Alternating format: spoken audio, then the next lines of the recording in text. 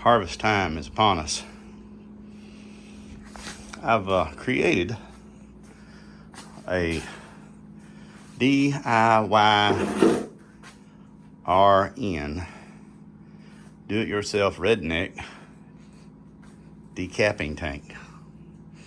I've been using this deal here right here for several seasons. It's a very simple deal. Watch out, folks, that's sharp.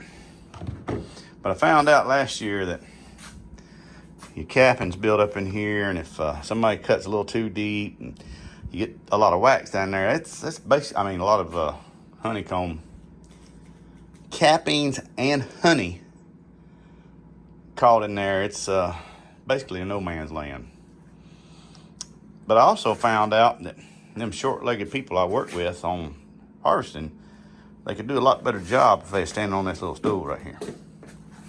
So this year, I've conducted a in-depth study, and I come up with this fine piece of equipment right here.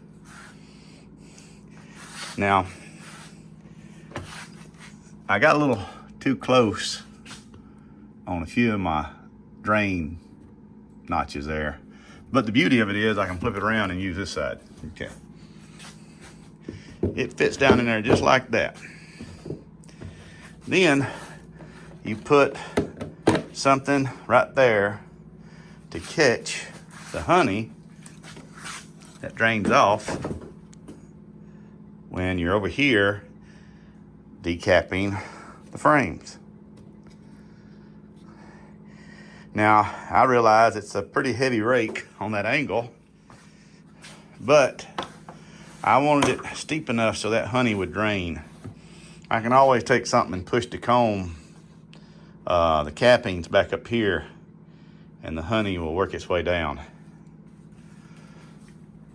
Roughly a 25-degree angle cut there, 25-degree angle cut there. I made it wide enough to, well, actually I made it a little too wide. I had to go in here and put a little piece of filler in there because the machinist in me didn't like it being loose in there. So anyway, that's what it looks like.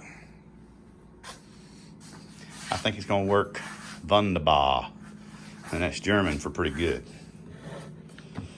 So, if you have any comments or questions, just post them down below. I'd appreciate it. Let's see, today is Wednesday. Saturday, good Lord willing, we're gonna be pulling frames. So, be slinging some honey. Hopefully I'll have a decent harvest. I don't know.